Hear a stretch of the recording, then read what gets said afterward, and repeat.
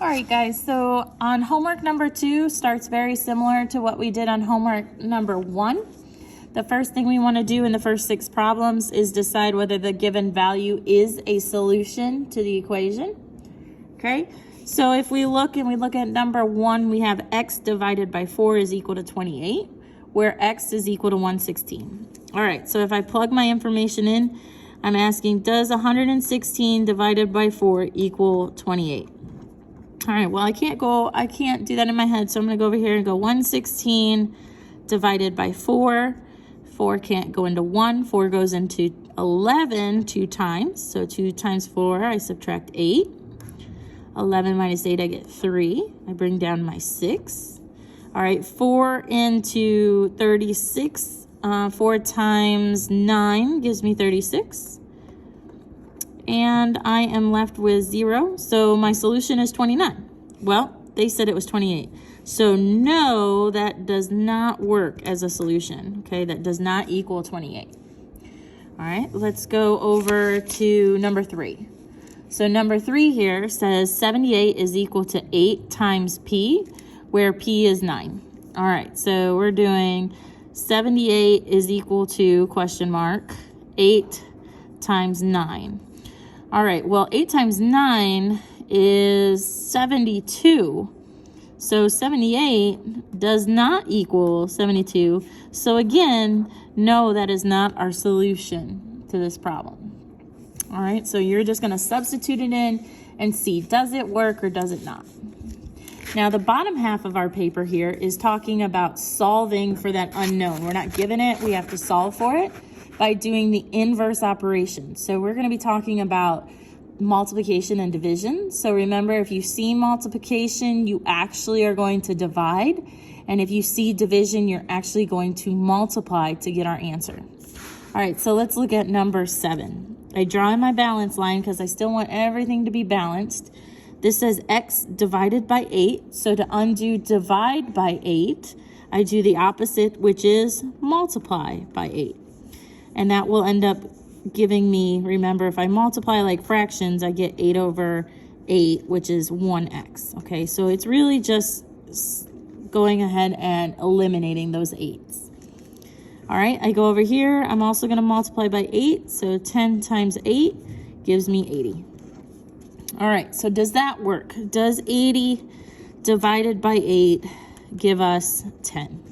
Well, 8 goes into 8 once, and 8 goes into 0 times. So yeah, 10 is our solution, or sorry, 10 does equal 10. So 80 is our solution to x.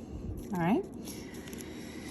Okay, let's look over here at number 9. So number 9 says 30 is equal to 5p. So that says 5 times p.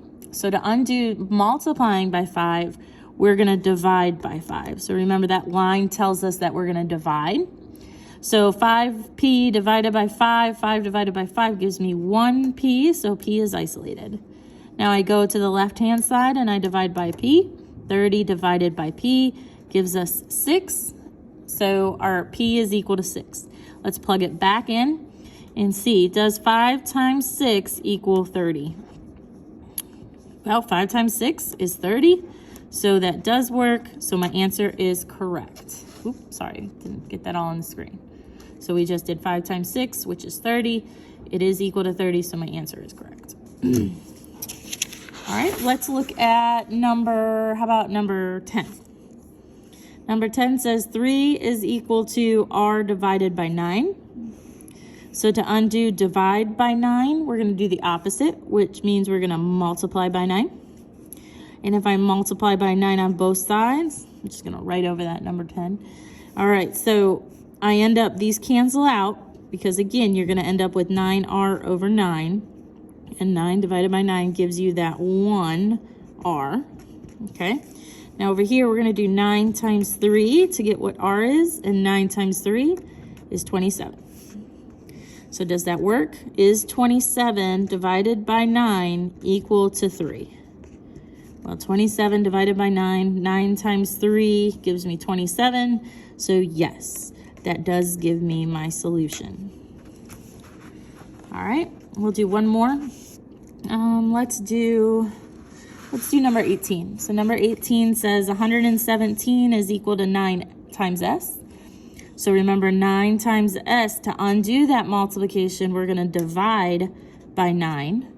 Because 9 divided by 9 gives me that 1s. So s is all by itself. It's isolated. And then we're going to come over here and divide by 9. All right, well, I can't do that in my head, so I'm going to go over here. 117 divided by 9. 9 can't go into 1. 9 goes into 11 one time. 11 minus 9 is 2.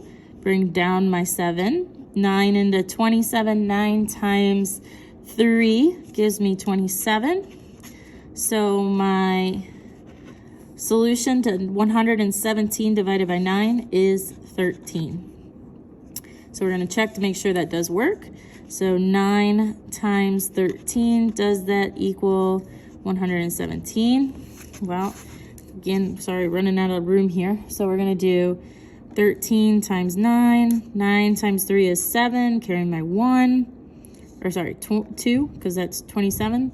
9 times 1 is 9, plus 2 is 11. There's my 117. So yes, it does check out. So my answer is correct. All right, so your job is to finish those last few problems. So remember, if you see multiplication, to undo it, you're going to divide by whatever is with that variable. If you see division, you're going to undo it by multiplying whatever you are dividing by. Okay? All right, good luck.